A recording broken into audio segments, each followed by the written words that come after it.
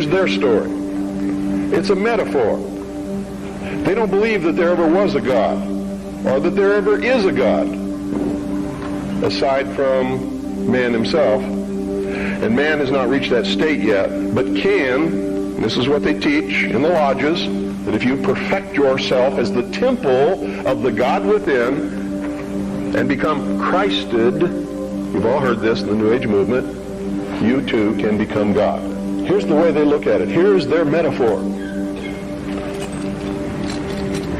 for the end of innocence. Adam and Eve were held prisoner in the Garden of Eden by an unjust, cruel, and vindictive God.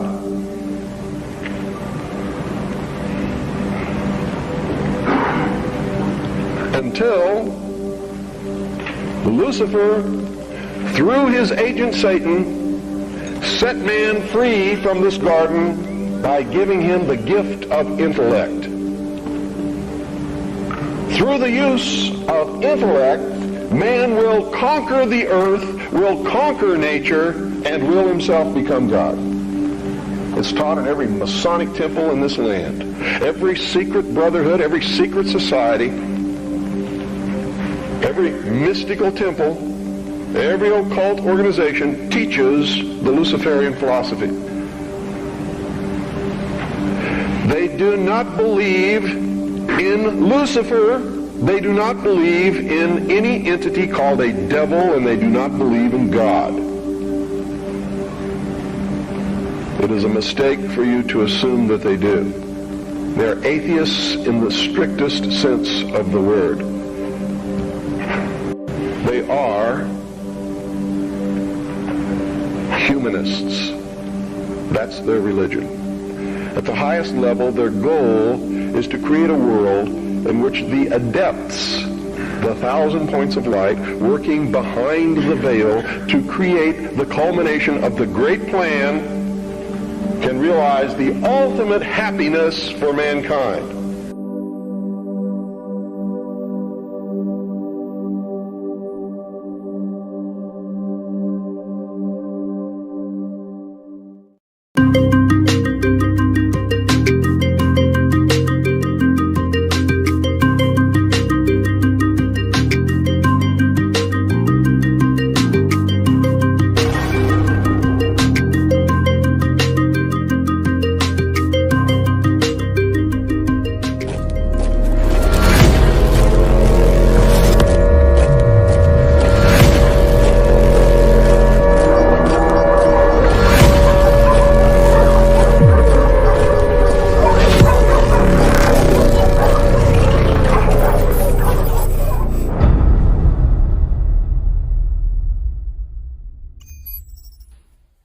Now, here is an interview with author William Cooper. So, Mr. Cooper, are there larger numbers of people all the time who are receptive to your message and who are thinking a little bit more deeply and critically about these fundamental issues of government and politics that perhaps they did not give as much thought to in the past? Oh, yes. In fact, I never dreamed that I would make such an impact. When I first began what I'm doing now, which was many years ago, I was lucky if I could travel 1,000 miles and collect 3 people in somebody's living room, none of whom, by the way, would help me pay for expenses or anything else, to sit down and listen to what I had to say. And I did this many times, travel all the way across the country just to talk to 2 or 3 or 4 people in somebody's home, and put all the expenses myself. And now I can go to someplace like the Salt Dome in Salt Lake City and fill the place up with people who want to come and hear what I have to say. I think the radio broadcast has had a lot to do with it. My book has certainly been the #1 underground book in the country for the last 8 or 9 years, and continues to be today.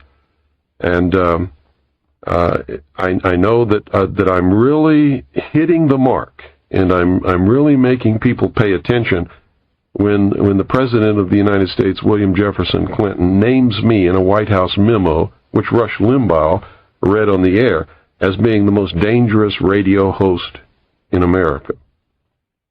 To me, that was the most tremendous compliment that I could ever receive. Was worth more than $50 million in my estimation. And if I don't ever do anything more than what I've accomplished, I certainly have accomplished quite a bit in the way of waking up the average American to stop believing everything that he's told or taught and start questioning and using his own mind for something other than to hold up the top of his head. And I think that's happening. I think people are beginning to question and think and arrive at their own conclusions today a lot more than they ever have in history. Trusting people is what got us in this situation. And the whole concept that imperfect man can rule other imperfect men, and it's going to turn out all right, is the most ludicrous proposition that I've ever heard in my life. I think there are a number of people that agree with what you say, who are aware of some of these facts. Again, the question to ask is, given that there may be ills and abuses on the part of the government today, what would be something that a person interested in seeing change could do? What sort of advice would you give somebody who wanted to have an effect for the better, who would want to influence events so that we would begin moving towards a change? There are only two possible avenues of change at the present time. One is civil war, which we are heading toward right now. We are rushing toward a civil war in this country. And I foresee that is probably the most reasonable expectation that we can see happening. Not that I want it to happen, not that a civil war is reasonable, but it's the reasonable conclusion after looking at the whole picture. The other is that we could somehow really educate the vast majority of what I call the American sheeple. These are people who are ignorant. Ignorant is not a bad word. It just means that they're without knowledge. If we could educate them and get them to understand that it is more important to stand up now and take a personal risk and educate other people and say that this has all got to stop, and be able to select our own candidates and make sure they get elected no matter what the press or the television or anybody else tells us about them. Put them in office, people who will support, protect, and defend the Constitution, like the liars and the charlatans who are in office now swear to do when they take their oath of office, but don't at all. Don't even attempt it. In fact, if you could get the people to do that, then there might be a possibility of a political, peaceful solution. But I can tell you right there that that's not going to happen. It's not going to happen in your wildest dreams, because most people spend the first 21 years of their life trying to get away from daddy and get away from home and become responsible and have their own responsibility in life. They spend the rest of their life, once they find out what that really means, in trying to find a daddy that will take care of them and take all the risk away from them and make sure that they have a job and that their diapers are changed and they have a bed to sleep in at night and a place to play and all of that kind of stuff, just like every other child in the world. And to stand up and be responsible and take a risk means that they're not going to find that. That's why socialism is so attractive to the vast majority of any people, not just Americans, but any people. It promises that they're going to have a daddy again who's going to take care of them. If they'll just give up all their rights and all their liberties, daddy will take care of them. And so that's what people are looking for. And you can see it in your daily life. That's the way they vote. That's what they want. They don't want to take personal responsibility. They don't want to take a risk. They're afraid of getting on a list. I've had people tell me to my face, Bill, I know all about this stuff, but I can't help you because I don't want to get on anybody's list. Is it different anywhere else then, Bill? Because this question brings me to something I wanted to ask you anyway, and that is, in looking over other countries in the world, do you find any other countries with social or political models, even if it's only some aspect of their system, that you find worth emulating in other countries? Any other country or countries that you think go about the political process or the social contract, if you will, in a way superior to the United States? No, I don't, as a matter of fact. Up until we began to take this left turn into socialism, the United States was the great light of the world, so to speak. We were the only free people who had ever existed in the entire history of humanity. We like to talk about our great heritage from England. The English were never free. They're not free today. They don't have freedom of speech. They don't have any of the freedoms that we've always had and cherished. In the history of the whole human race, the only people that have ever lived on this planet who have ever truly been free, the ultimate achievement of all humankind was to accept the individual as a king or queen in his or her own right, being responsible and having all of the freedom and liberties that they could possibly imagine right here in this country. And we created a government that was supposed to have a balance of power and was limited, strictly limited by the Constitution, and only given a very few powers in order to protect the freedom of the common man. That's all gone now. I mean, that's like you hear these politicians in Washington today talking about how the Constitution is an outdated document penned over 200 years ago by a bunch of doddering old men who did not understand the complexities of the modern age. They won't tell you what you should already know, is that the document is not an outdated old document. It is a living Constitution. It has within it the means for change should the people desire that it be changed. But the people don't desire that, so they just go ahead and throw it in the trash can anyway and go about their business doing anything that they want to do, while Joe Blow on the street doesn't even know that it's happening because he's never read the document that guarantees his freedom in his whole life. So, Mr. Cooper, given the controversial nature of so many of the things that you have studied with regard to government and the law and the abuses thereof, tell us a little bit about how it has affected your personal life.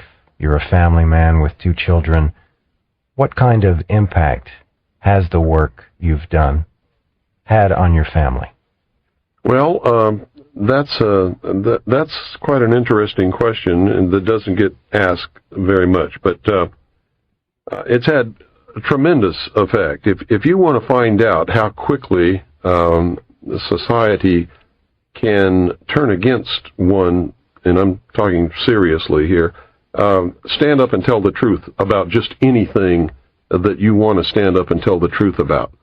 It scares the living daylights out of everyone. And so the first thing that happens is you find out who your friends are and who your friends are not, because there's a great weeding out there. And it's not anything that you do on your part or that I've done on my part. They just disappear. And you find very quickly that people are afraid to be around you because that they can see the government being upset about what you're talking about, and they can see repercussions coming, and of course they have happened and will continue to happen. And ultimately, I really believe that there will be some kind of a terminal point where they decide that they're not just not going to put up with this pest anymore, and that's going to be the end of me. We have been literally financially in the ditch. We have found it impossible to get any kind of a normal job with anyone who knows anything about what I do. It's you can't go to church, you can't go to cocktail parties because everybody else is sitting around talking about the weather or, oh, what school did you go to? And when you have done the research and arrived at some of the answers that I know to be true now, those people become like kindergarten children. They're not in the real world, and I can't engage in that kind of a conversation. So you really find yourself in another world that has nothing to do with all of the rest of the people who are running around engaged in their activities that they think are so important then. And to them, they really are. But to me, they've lost the reality of what really is important, and they're about to lose their freedom to even discover those things at this point. I ask you a last question, and that is, how would you like to be seen or remembered in future years when people look back and you think about the thrust of your work? What is it that you would like to be best remembered for? I think I would like to be remembered like Paul Revere was remembered. At a time when it was needed and nobody else would do it, I got on my horse and rode through the night and said, the British are coming. And this time it's not the British, although there's an element of the British here because England is a socialist country. I'm sure you know that. That's all. I'm not looking for any fame or any fortune. You certainly don't get rich doing what I'm doing.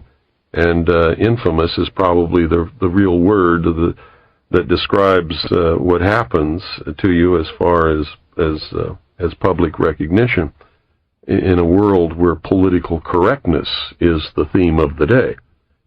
You just don't do what I'm doing. So if anybody wants to remember me, I would certainly be pleased if they just remembered I did what was the responsible and the right thing to do at a time when nobody else had the guts to do it. Well, Cooper, thank you for your time. You're welcome.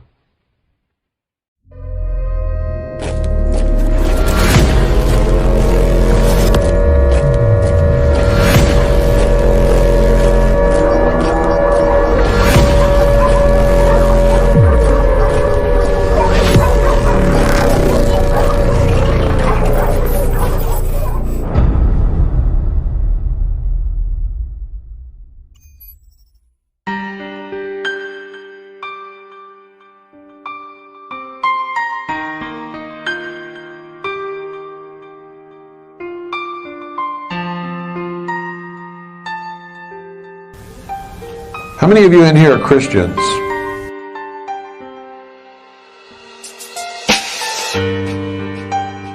If you tell me you're a Christian and you're still afraid, what are you telling me?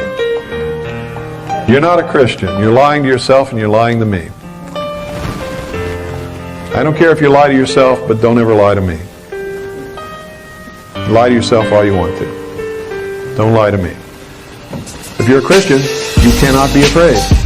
There's nothing that they can do to you, period, that is bad. Nothing. Nothing. Nothing.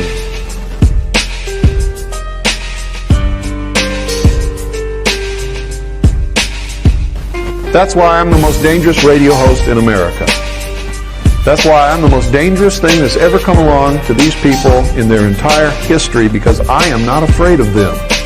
I don't care if they kill me tomorrow. I'm going to do as much damage to them and expose them for what they are for as long as I'm living. And you know what else? And in doing that, it sort of protects me, because if they come along and kill me tomorrow, what are you all going to believe?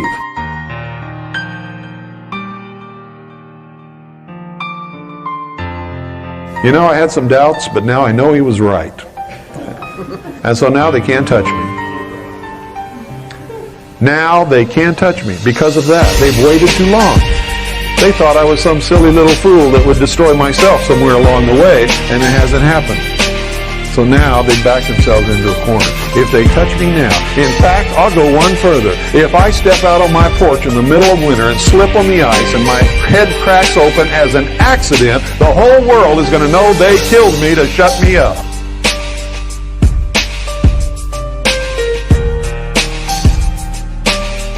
You see, what is it when you're afraid of somebody?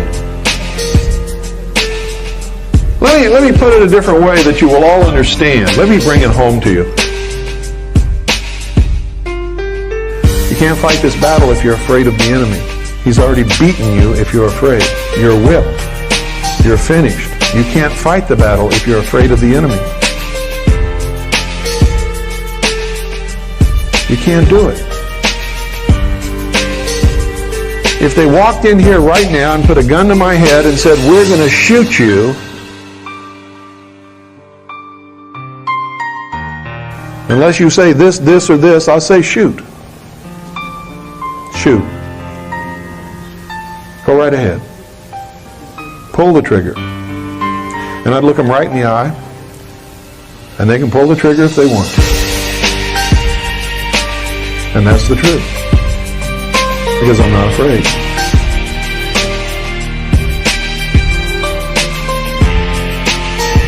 Yeah, I believe in God. And I've learned in my life that if I'm doing the right thing, God's going to take care of me.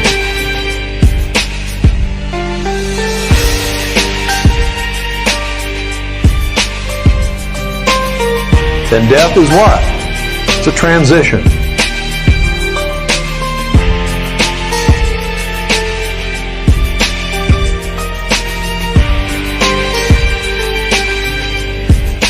They can't kill me.